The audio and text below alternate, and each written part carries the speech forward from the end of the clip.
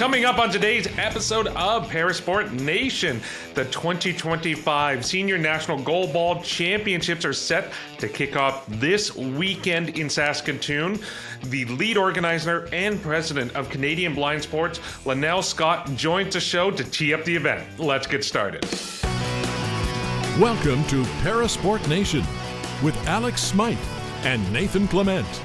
Welcome into Parasport Nation. I'm your host, Alex Smyth, and as always, I am joined by co-host Nathan Clement. Nathan, welcome back to the show. We missed you last episode when I was in Montreal, but surprisingly, you're back in Vancouver and not in Europe.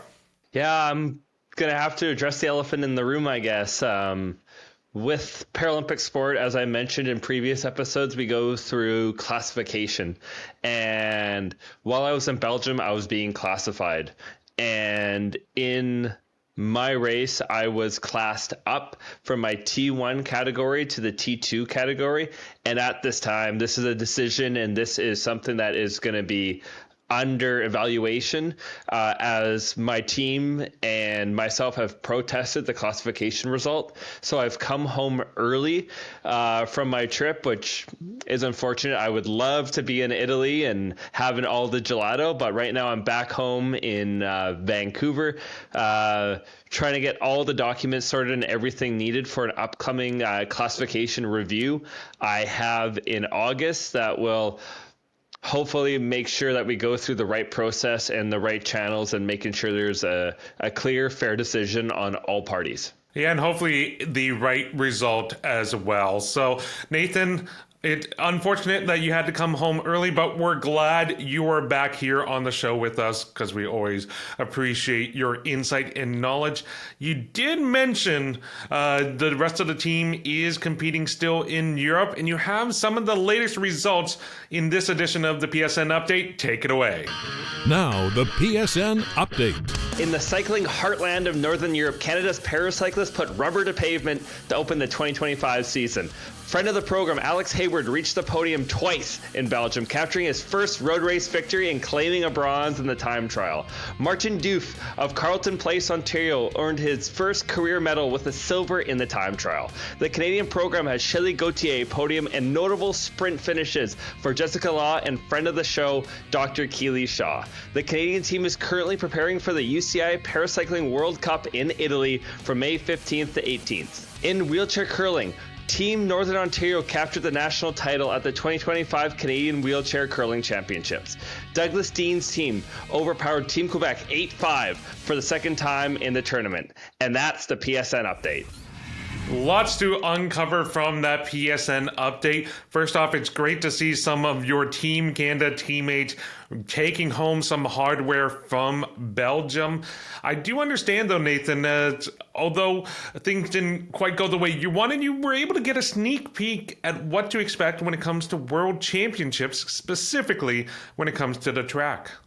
Yeah, we're really excited. We were able to go into the heartland of cycling in Belgium, where the Ronde de Vlaanderen happens, or the Tour de Flanders, which is a major cycling competition that happens yearly in the spring, often on the cobbles in some pretty intense and crazy environments. But we're very lucky as paracyclists. We're having our World Championships there for 2025. So we were able to get a sneak peek of the course and be able to just really get a feel of what the roads are going to be like, what the cornering and all aspects of the town that we're in. So it's a nice little preview of hopefully great things to come and really taking in the environment come August.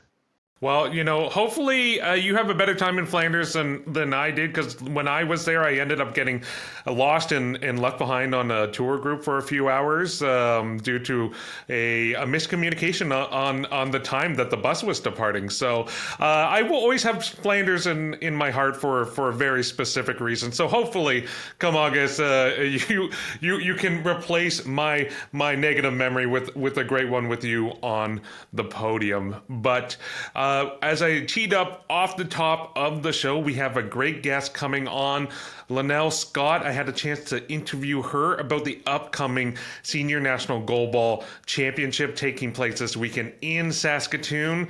Nathan, I'm going to be on the ground there with play-by-play coverage of the gold medal matches for the men's and women's teams. So I'm very excited to head out to the one province I've never been to before. But this was also such a great conversation to find out what it takes to be a referee in a Paralympic and national setting for goalball, as well as what to expect from this weekend's competition. So without further ado, here's my conversation with Launel Scott.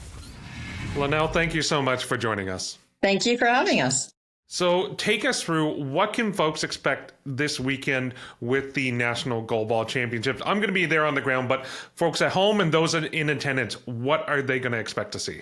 Well, we're pretty excited. This is a pretty large contingency this year. We have 7 men's teams and 6 women's teams. So a total of 45 games in 2.5 days. So very busy time. And we have 5 provinces represented. So people can expect some very action-packed games for sure. And you're the lead organizer for this competition. What goes into organizing an event on this scale? Way more than you would think, for sure. There's a lot to set up. Getting the gymnasium was our biggest challenge, the hotel, then getting all the registrations in, making sure we've got all the food requirements, getting the game set up. We actually had to have a new set of nets built for Saskatoon because we haven't hosted since 2004, and we have a very old set from many years ago. So we had a new one set. They just arrived, so we are pretty well ready, just taking care of the details now. And what can you tell me about having the event in Saskatoon? Why is it important to come to Saskatchewan, host a national goalball competition there, and make sure that you're spreading the wealth across the country? Yes. So we had a very active program in Saskatchewan in the past. It took a little bit of a hiatus, and so we're excited to host it here now in Saskatoon. As I mentioned, the last time was 2004, so just over 20 years. So we're hoping that this tournament here will invigorate some new people to come out and try the sport. Maybe we'll have some educators, parents out to see the games and see how great it is. And we can just perk up our program again here in Saskatchewan. You have been involved with goalball for a while. How have you seen the sport itself evolve through the years and get to kind of the level of competition that we're at now? As most sports, everything progresses with people learning new techniques, strategies, fitness, mental strengthening, and mindfulness has become a big thing. Personally, for me, I've been a referee for over 30 years. This is my 8th or 9th set of rules.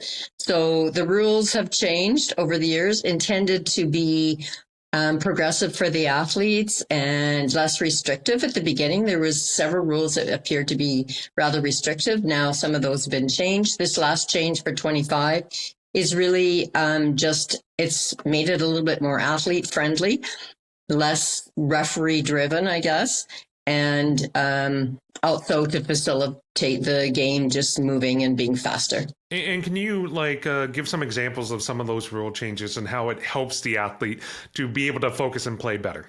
Well, one of the big ones was that if you know the sport of goalball a little bit, when the players or the team has possession of the ball, previously if there was an official's timeout to check eye shades or mop the floor or anything like that, the ball was taken away from the team and then dropped back in by the goal judge. That now is eliminated, that the players get to keep the ball.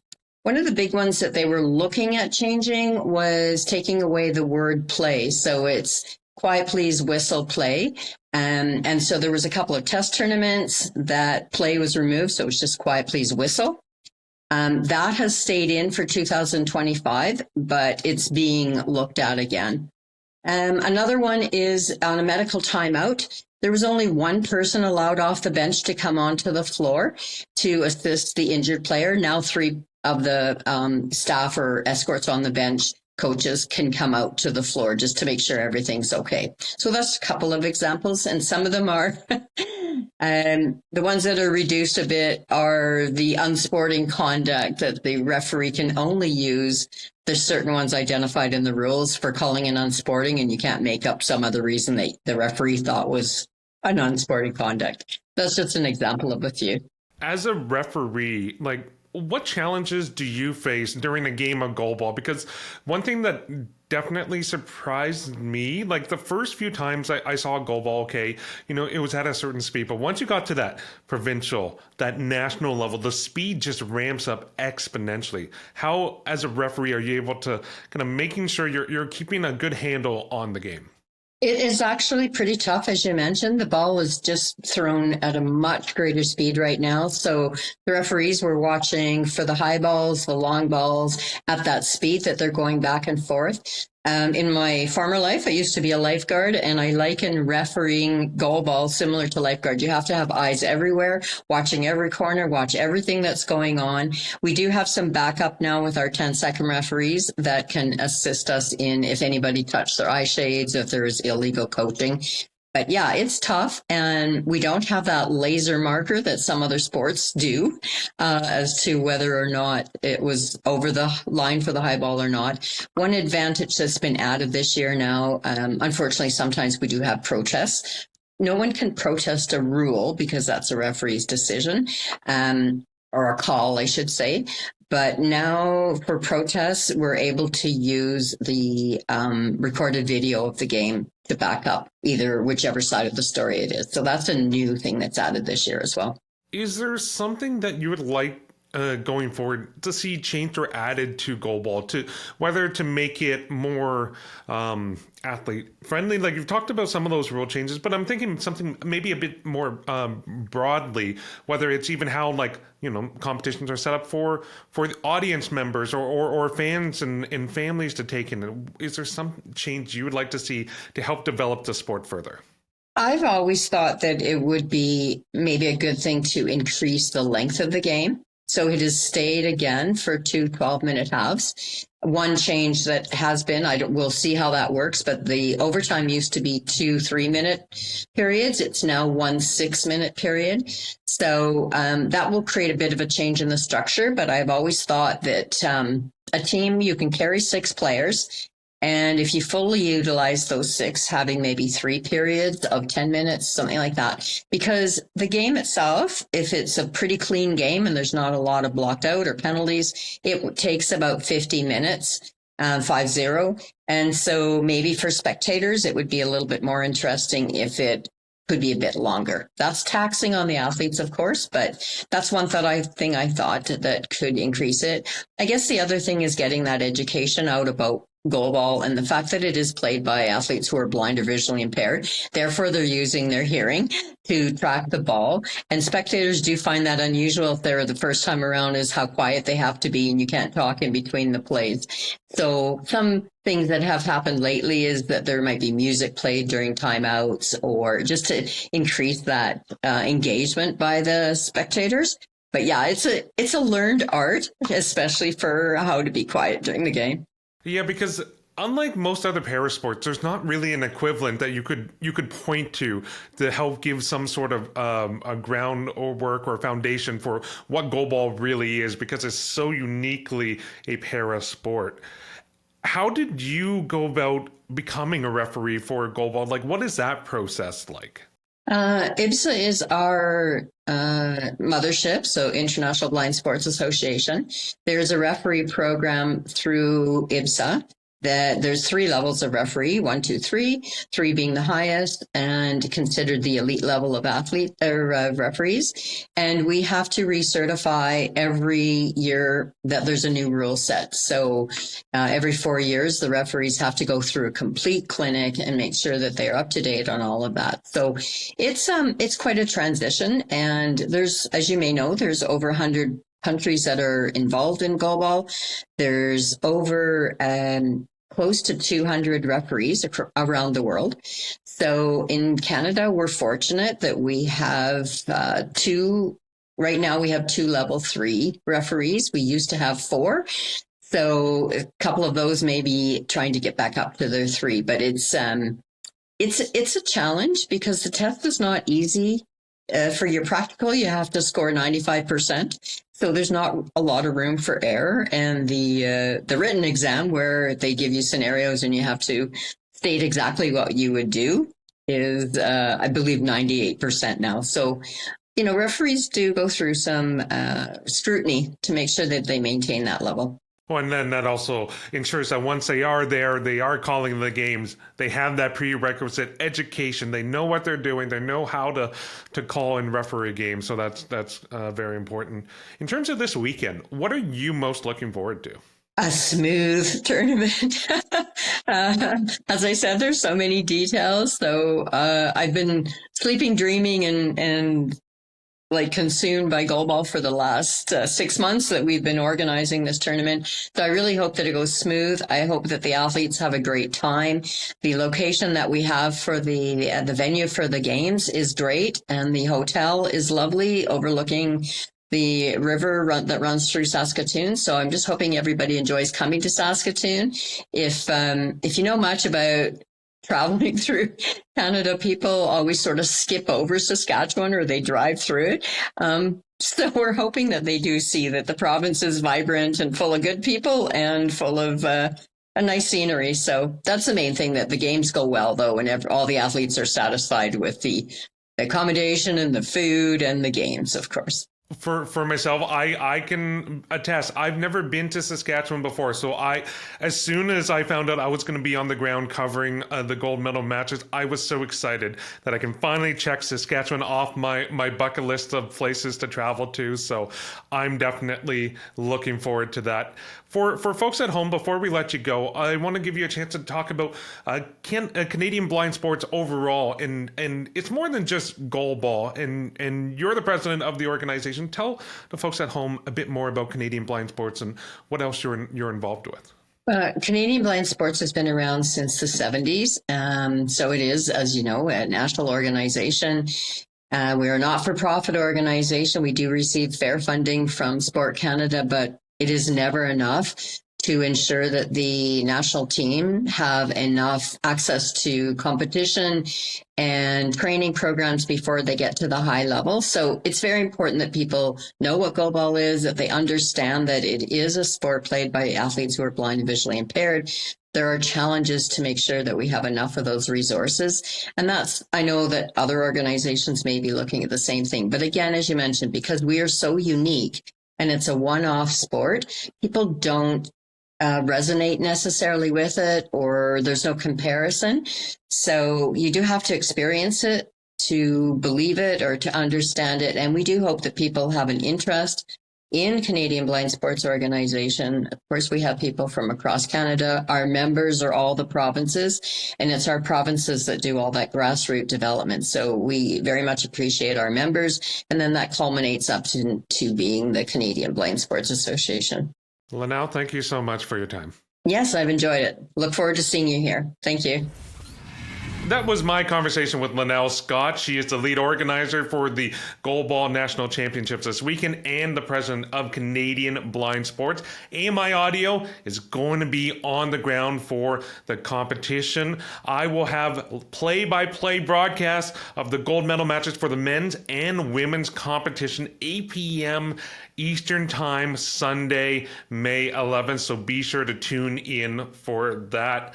Nathan, I really enjoyed getting Launel's perspective, especially when it came to things like being a ref at a Paralympic and national level competition, because this is such a unique perspective, and to hear the level of testing and regulation and kind of the process it takes in order to be classified as a referee at that level is really impressive.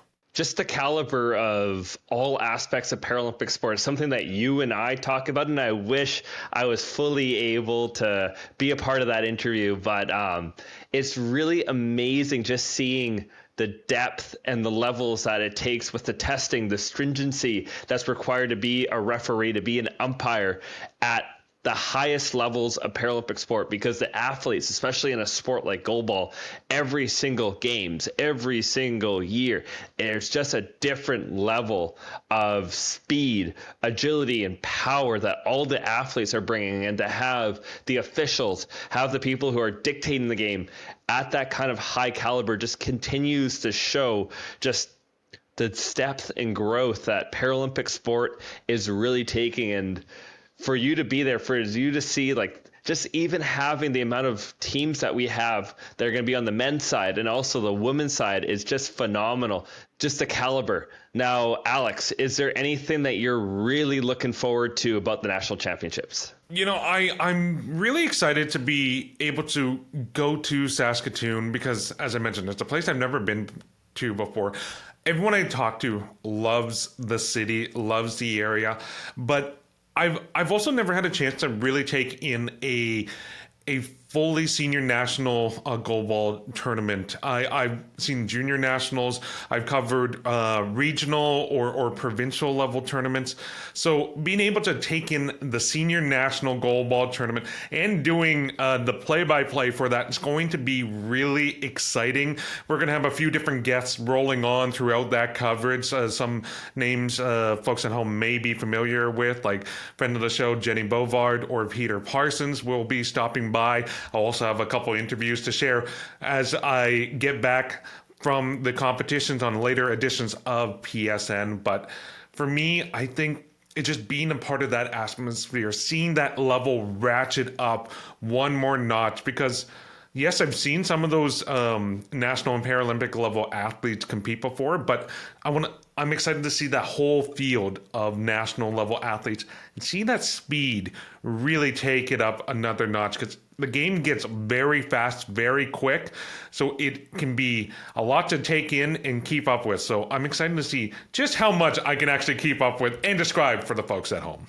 Is going to be really exciting. And speaking of describing, we better hear your opinions on Saskatchewan pizza as well as the pierogies over there. You know, I'm a fan of pierogies for sure. Saskatchewan or Regina style pizza, it's kind of like a Chicago style pizza from what I can discern, but just piled high with more meat. I mean, I love meat. I love cheese. So if I can find one, Nathan, I will report back. I will tell you how much indigestion I suffered from the rest of the day from having a slice. But one thing that doesn't give me indigestion, and one thing I can proudly say, is working with you on this show. Can you believe it's been 50 episodes now of PSN? We've had a chance to talk with a ton of great people, really share their stories, learn about new para sports. Time has flown by in an instant. I'm shocked. I still can't comprehend 50 episodes, Nathan. But for you, what has been some of your highlights or your takeaways in the first 50 episodes of our show? I just think for me, like, I even think back to the first episode we did where I was in a hotel in Toronto, and just to get to 50 episodes and get to work with you has been really special, but it's not possible without the team behind us, whether it's Mark Affollo, Jeff Ryman, Jordan, and just everyone who makes this show possible. And there's been so many highlights just from the people that we've interviewed.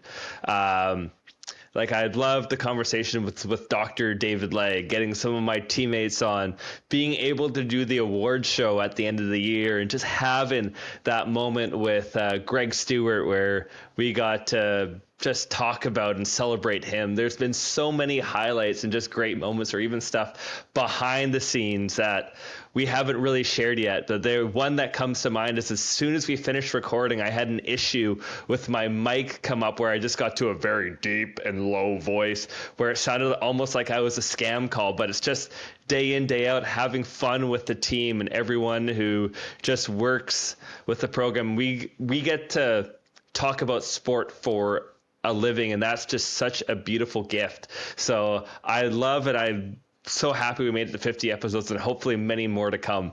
But is there any that really stick out to you, Alex? I personally, as much as I love doing the interviews with all the different athletes, and like, I don't think there's ever been an interview I look at as like, oh, well, that, that really didn't move the conversation forward, or this didn't really kind of explain or give some insight for the audience, because I'm very audience focused in that way. I always want to bring something new, something exciting, a new perspective, a new voice, or a new sport to the show.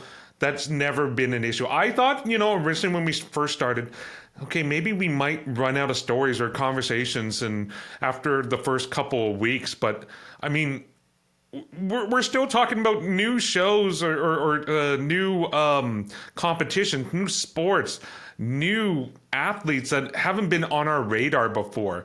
And just to see the growth, not only in terms of people interacting and engaging with our show on YouTube and AMI audio, but also starting to see the social media aspect kind of grow up a little bit and expand, and the reach and interconnectivity that you start to find with some of these other parasport communities and organizations, both domestically and internationally, has been really exciting.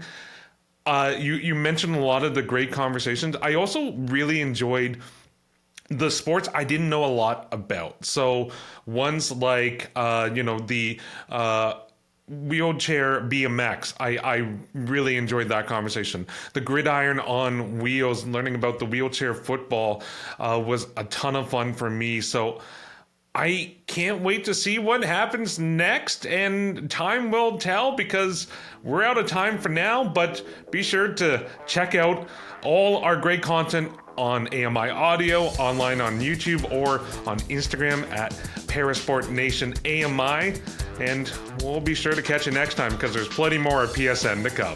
Thanks for tuning in to Parasport Nation. Like and subscribe to the channel to follow us now.